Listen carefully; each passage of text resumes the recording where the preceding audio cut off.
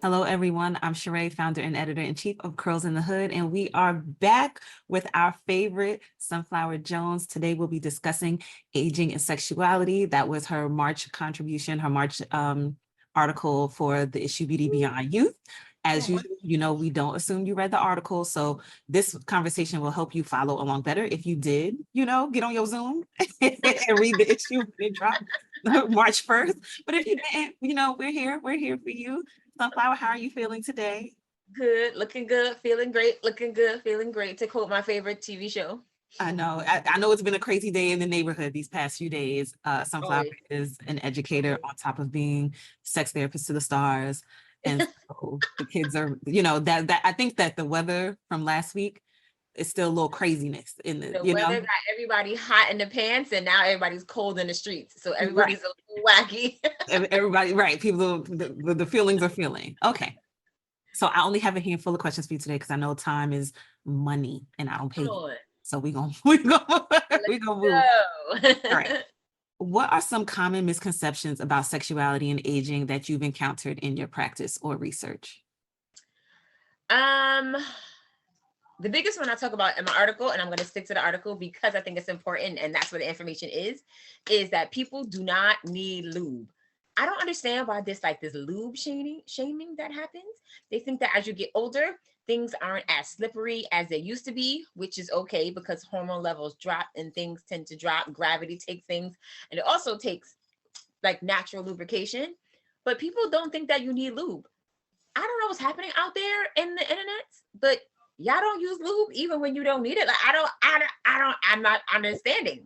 I'm gonna give in my old lady bag, and I'm gonna blame rap music. Not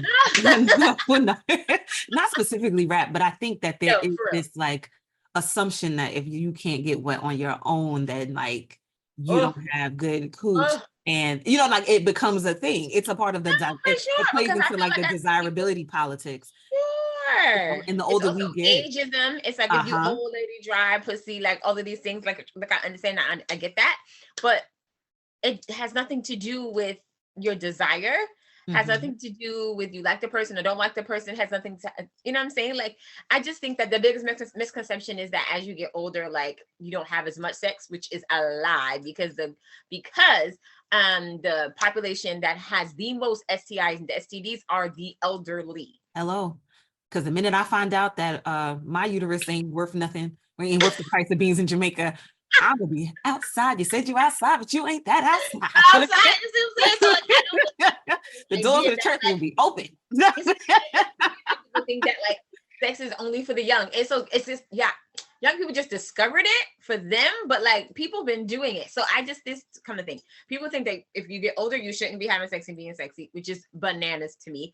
And also that lube is only for people that like can't do, and lube is for everyone. There's millions and millions and different types of lube, and everybody should be having lube. And again, in the article, I say, if you are into friction sex and you are into having that friction, that's your thing, rock all the way out. Have a great old time. However, if you are not into that and you prefer things to be slippery and ooey gooey gushy gushy, why are you not using?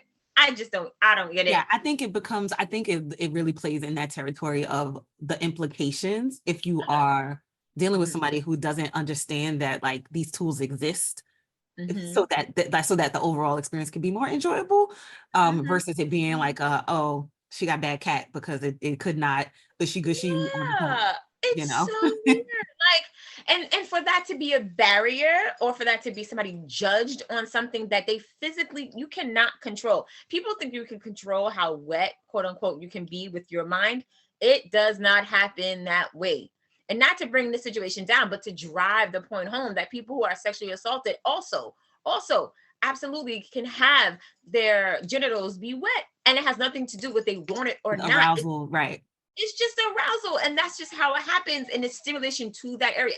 I don't understand it. But people who are having consensual sex and want to have consensual sex and all of those things, Use lube, people. What y'all doing out there? Especially as a person who sleeps with penis bearing humans, and they always want to bring like the Trojan gold pack to the party, which is like having sex with a Goodyear tire.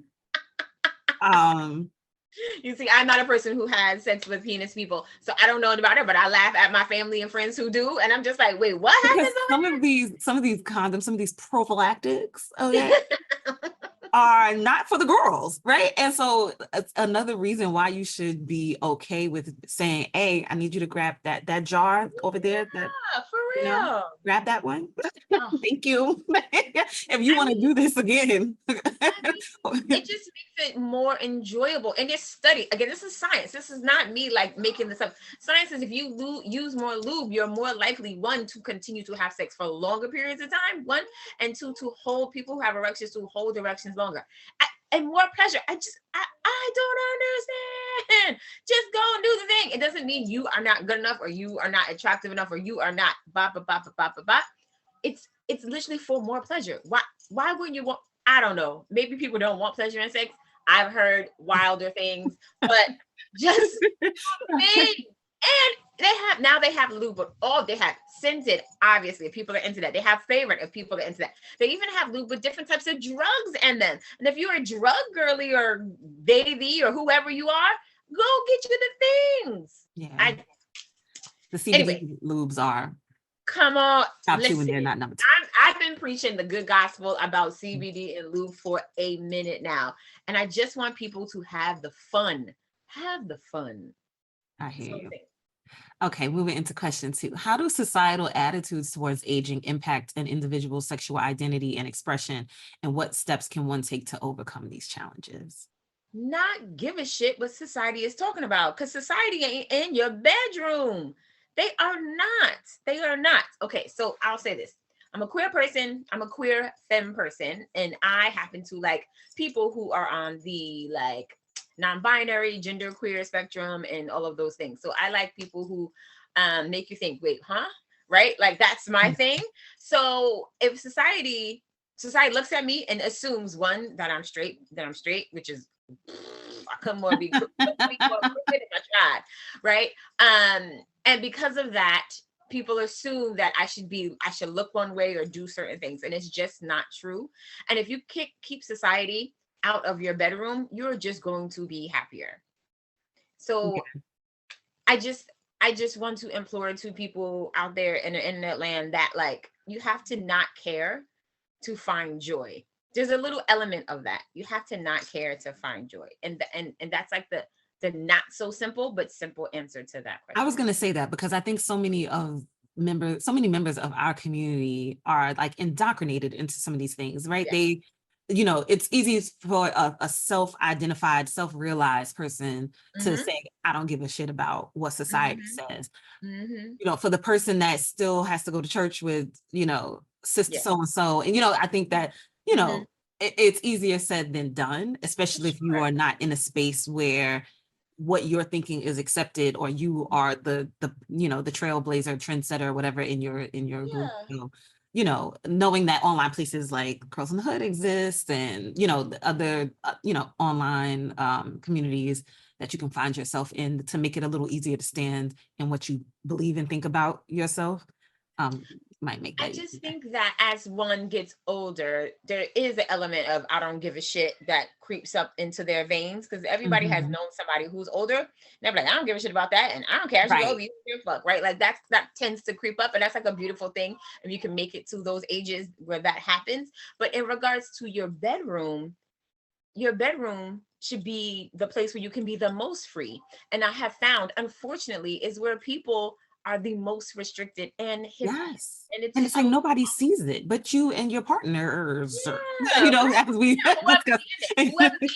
whoever sees it. And it is, I do find it interesting, and I'm not even a sex therapist, but I do find the rules that people put on themselves of like what they can enjoy that is morally sound, like Absolutely. is kind of insane. Absolutely. One of the biggest things that I've seen with my, especially with my poly couples and my polycules and triads and quads and so forth, is the idea, this, it's not new, obviously, but the idea of pegging and how there has to be some sort of destigmatization around people who have penises, who are straight leaning and who are cis and hetero, around the idea of being pegged. And there is still some element thinking that if you are having sex with a person of the opposite gender, that somehow being pegged means you are gay. I don't get it. I don't get it. I'm like, if a girl did it to you, you're not gay. At least that's my assumption, right? Like if a man and a woman are having heterosexual sex, I don't know. right? I don't know. Straight men make life hard though. So like, you cannot be out here trying to enjoy the things and like letting men determine what that looks like. Everything is gay. Everything is gay. For sure. You know what I mean? So like, and why people don't want to try new things.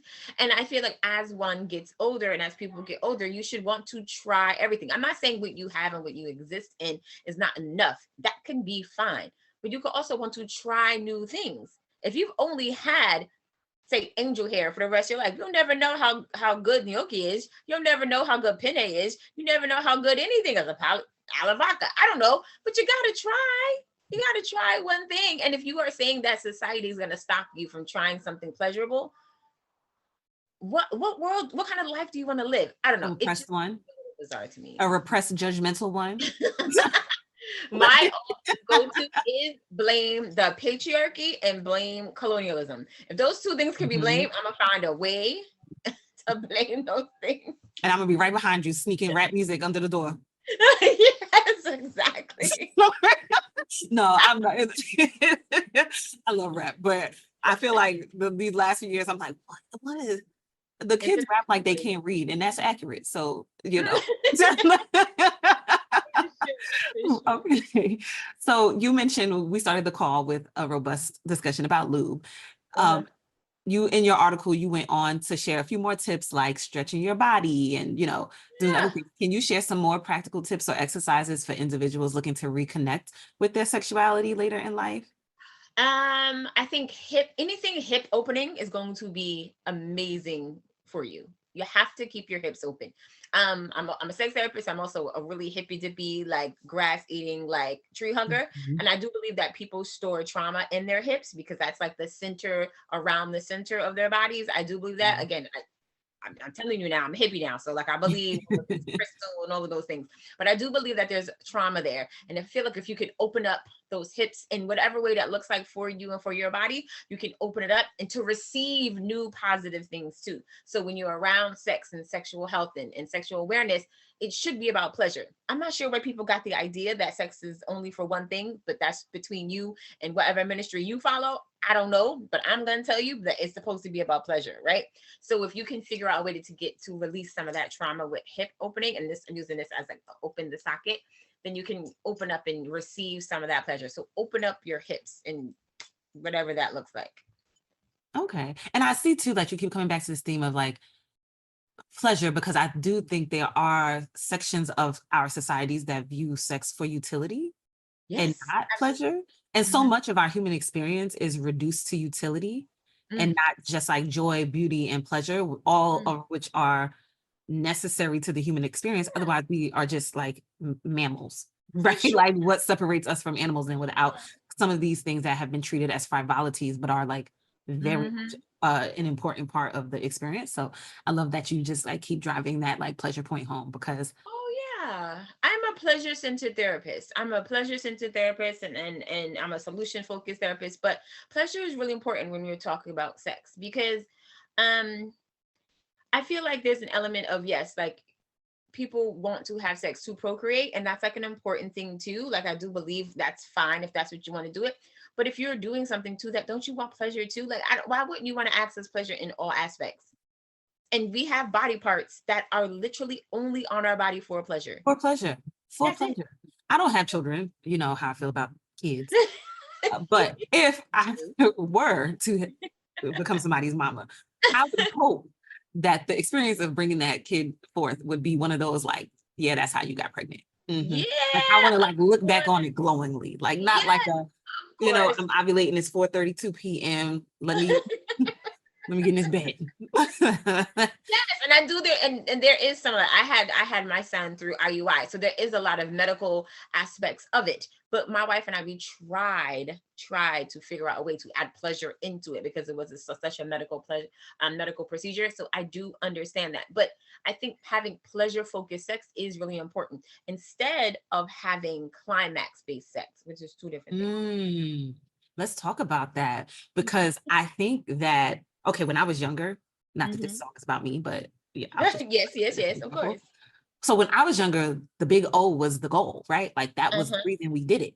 Uh-huh. And now at my big age, I kind of enjoy I like all of it. Like I like all Yes. the pieces of it. I mean, I still love the big O, Sure, sure, but sure. but all of it matters, Yes, of right? And course. like I love the intimacy of it. Like I love the build up to it. Like Of I course. set the scene. Right, set the scene, set your environment, do Mm. all of those things. Those all important. And I feel like when we were coming up, like the big O, right, was a big thing. But then you remember when people started talking about having tantric sex? Yes. You remember that thing? And people thought of them as like the crunchy hippies over there. What y'all doing? Don't y'all want to have those? But let me tell you something. They were onto something.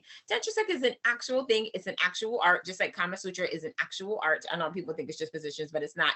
Another conversation. However, tantric sex is an important thing because it takes you out of the idea of it ending and it brings you into the mindfulness of it happening in the moment. So it's like mindful sex, which I don't know about y'all out there. I don't know about you.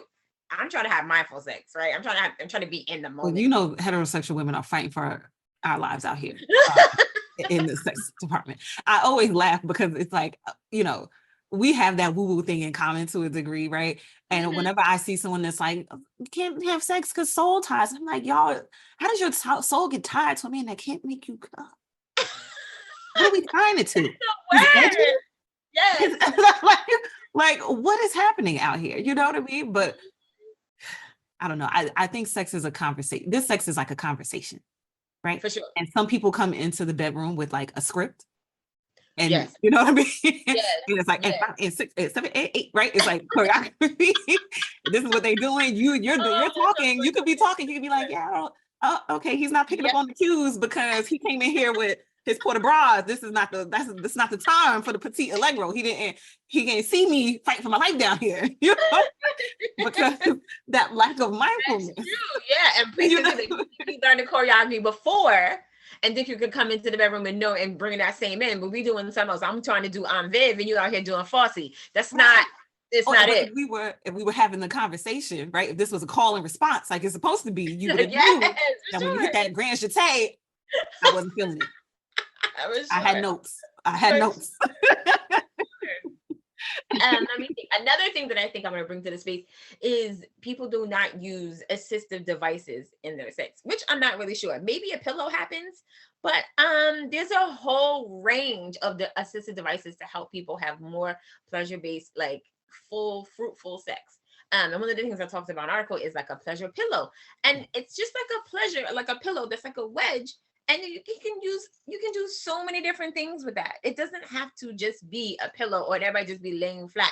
And if y'all still only having sex in the bedroom, that's your business. I don't know. I mean, listen, do your things, do the things you want to do. But I'm saying when you're in other places besides a soft bed, you can use these things to help you have more pleasurable sex. It moves pelvic things. It can move your head other places. It can help you rest your head. It can move your shoulders. I mean, it can just do so many things. And there's sex swings, and not because you see sex swings on television and some like dirty things. It could just take the weight right off of other places. You could use benches for things, right? That can just help assist and move body parts other places. There's just a whole range that you can do, and I feel like people are just stuck. And again, I'm gonna blame what they see on television, and they think that's real, or they think what they see on porn is real, and it isn't. And it is. Um, just use things that you have or purchase things that will help move your body so you're not putting strain, because people's knees ain't the way they used to be anymore. People's shoulders, people's thighs and hips and sockets and things. You have these things at your disposal to use so that you can still have the sex that you want to have, a pleasure focused experience. Listen, because my knees are in the 99s and 2000s. Okay. Bench me, bolster me. I'm a big girl. Tell you about my lower back. Let me tell you something. New York City commutes have done a number on your girl, so my lower back needs a lot of help. So give me a Some pillow subway in a steps, minute. child. Okay, is what I'm saying. Like, so I mean, and all of these things are just to enhance. Why wouldn't you want to enhance your experience? It doesn't mean, and I think there's the ageism that comes along with it. It's like, no, you are no longer young anymore. So no, you cannot do that.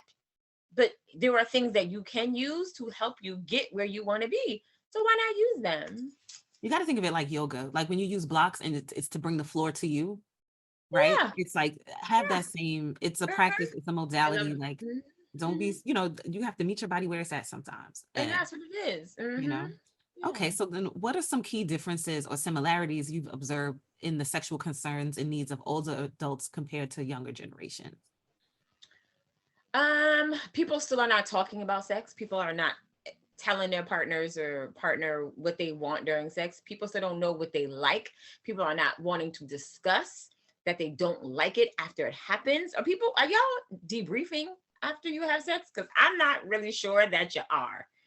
Because everybody say, thank you, that was great. And then they go home and be And like, then you go home and the group chat is on fire because you're like, girl, and this happened and that happened. And then you just block the man because, okay, so as a person who sleeps with penis bearing humans, sure. they don't be taking the notes. They don't take it with them.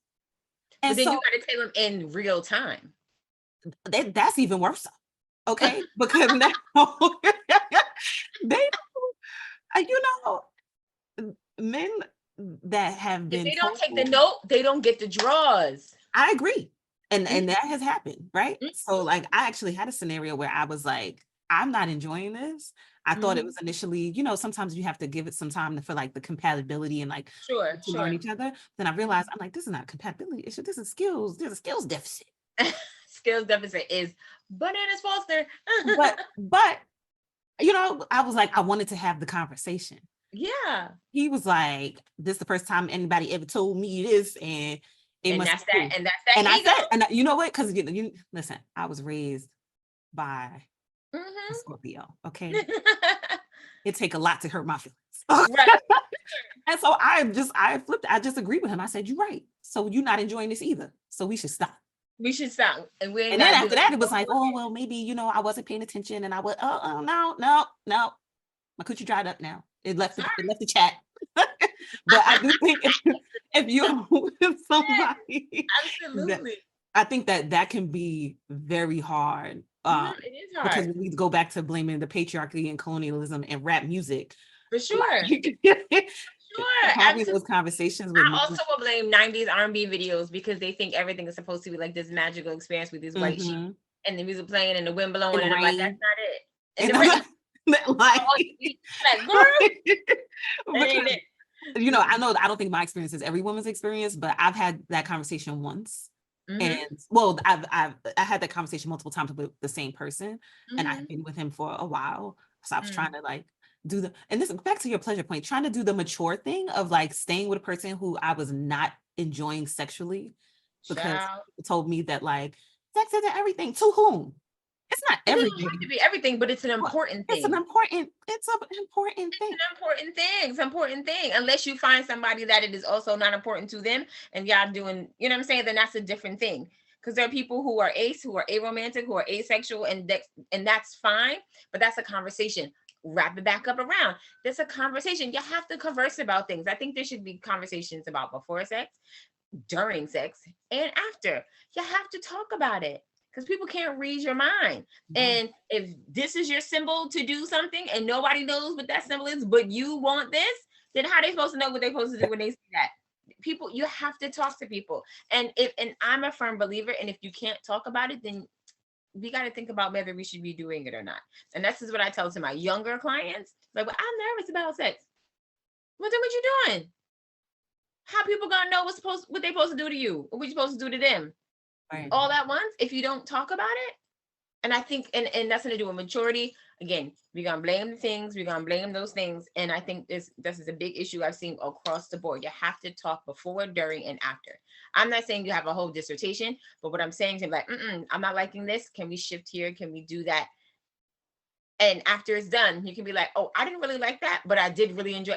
It's just conversations around it. Okay. How can partners and caregivers support each other in navigating changes in sexual intimacy and maintaining a fulfilling relationship as they grow old together? That's and my for some reason about that question just made me kind of swoon a little bit. I think that's really sweet. There's something about like remember before when we was younger we used to do this, but we can't do that no more again because it ain't what that was. But I think that wraps up more so around talking about it and just being honest about what you like and what you don't like, because just like our taste buds change every couple bits, Mhm. our sexual taste buds change too, and that's okay, right? And maybe you want to try some new stuff because you done got some fire and you done seen some show and be like, let me try this. Or you seen something and you feel it and you be like, I don't feel the same way, because bodies do change. And I can't be doing that no more. I think the conversation has to be there. And now we have so many different ways to have the conversation. I think that's important to note too. It doesn't have to be verbal, face to face, eye to eye. If that feels too intense, there could be a cute little Google Doc that everybody can pull up and we can look and we can share. There's shared notes on the phone. I think Androids have something called the. I'm not trying to shame Androids. I just don't have one, so I don't know what y'all do. But I'm assuming there's something on there where you can share a note with another person. You see what I'm saying?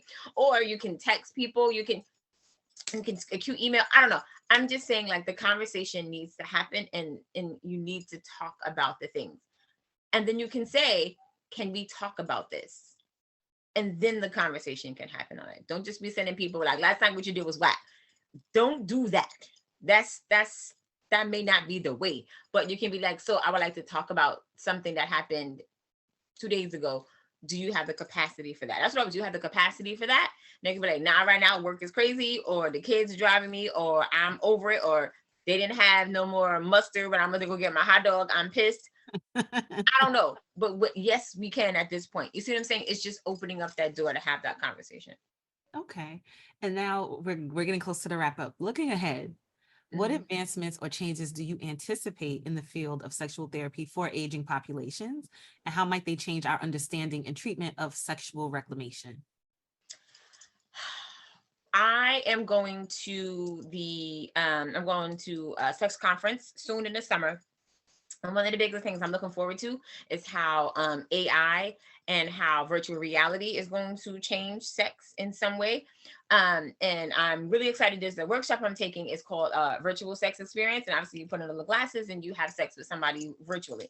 Like They're that not a Black real Mirror person. episode. Yes, exactly like that Black Mirror episode, and how that's going to shift people who bodies don't work the way they want them to, or they once did before, and they can still have that pleasurable experience and have it just be mental, which obviously we all know sex starts Mhm. here, right? And also for when people who are having the conversations, the debrief and the before talks, how they can use AI to like help formulate some of that language. So I think that's probably where it's going to go. Oh, that's exciting. I mean, my only point of reference being the Black Mirror episode That's a with big one. Yeah, that's what exactly is his what name? that's exactly what it is. Yeah. I always call him like Cadillac from the Get Down. I never remember his name, but Cadillac was on there getting it on. Okay, with Yes, his virtual absolutely. reality headset. Yes, Um, that's important.